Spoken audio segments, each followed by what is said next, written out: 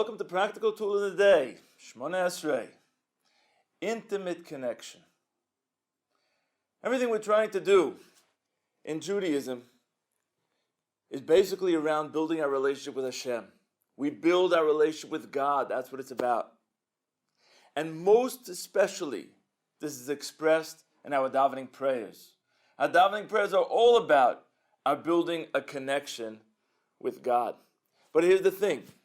Not only do we express a little bit of feeling to God, not only do we express objective praise to Him, but we actually reach a level in our Shacharis morning prayers that we come to a level of intimate connection.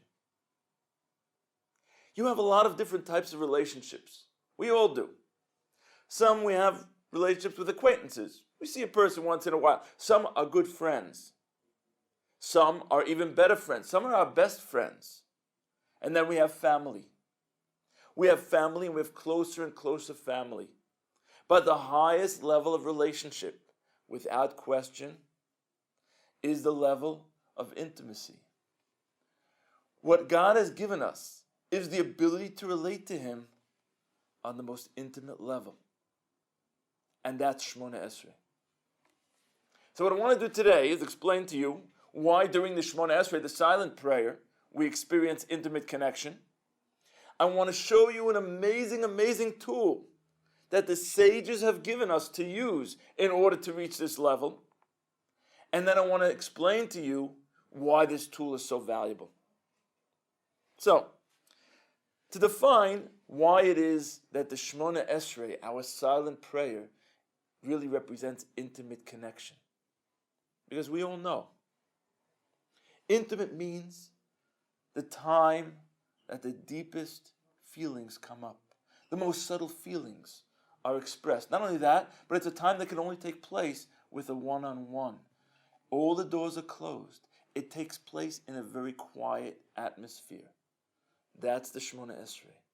It's our time for each of us alone with the Creator of the world. It's not only about expression of emotion in a large way, maybe like the Psukei de Zimra verses of song. It's expression of emotion from the deepest parts of ourselves. From those parts of ourselves that are very subtle and hidden and that we wouldn't express to everyone.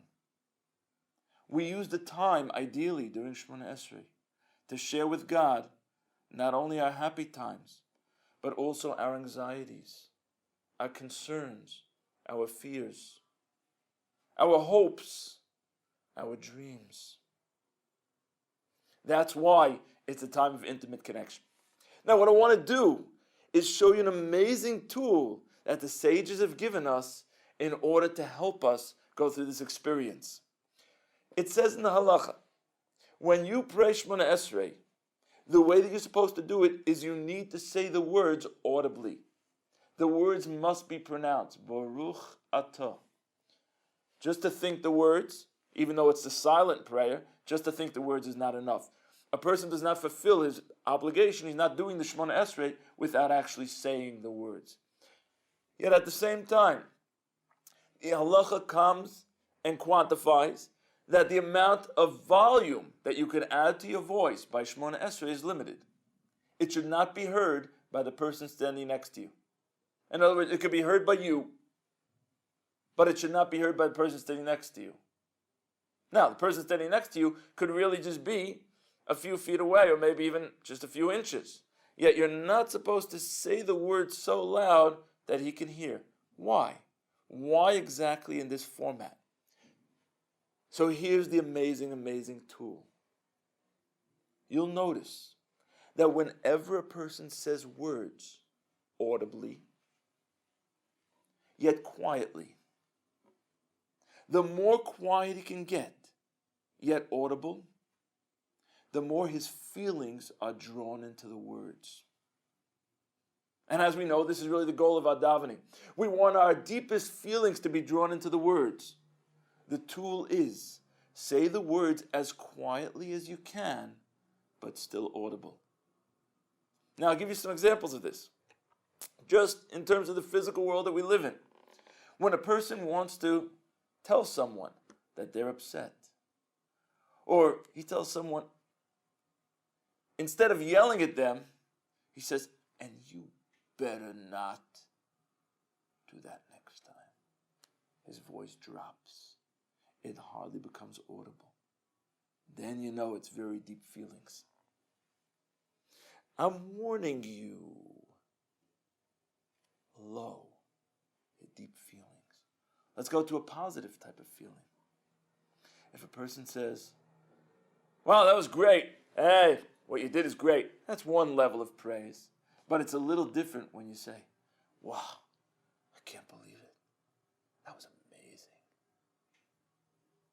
You hear it.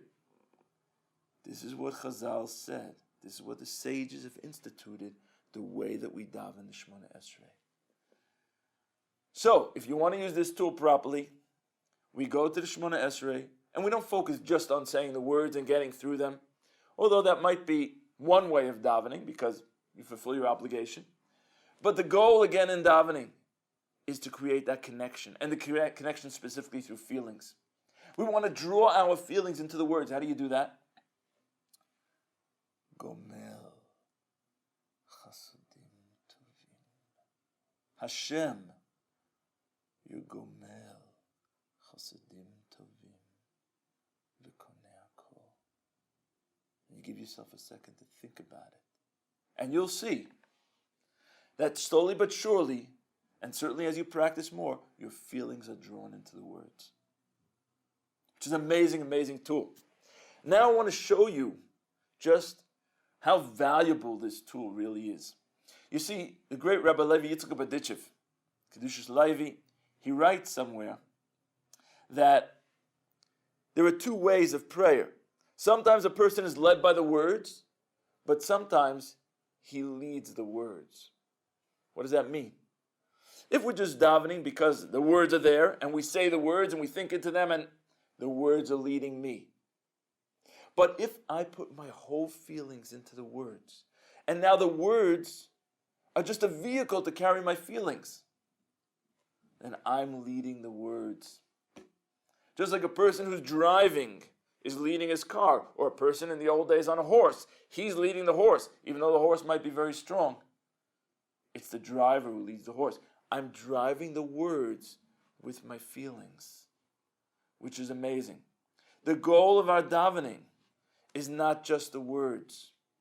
The goal of our davening is the feelings. The words are there to be a vehicle to contain our feelings. And we need to lead the words with our feelings. The more we can practice this, use this tool in Shemoneh Esrei, appreciate that special time, that closest time that we have with Hashem, to be able to share with Him our deepest, most subtle feelings, our deepest concerns, our deepest desires and hopes. The more that we create a concrete bond with Him, remember, this is the deepest level of relationship. And what the sages are telling us is not only do we build a nice acquaintance relationship with the Creator of the world, we have the merit and the opportunity each and every day to build an intimate connection with the Creator of the world. With that bond, no doubt that He will be with us for the rest of the day, and whenever it's a challenging time, to protect us, to provide for us, to take us out of any difficult situation throughout all of life. Have a great day. Be'ezer Hashem.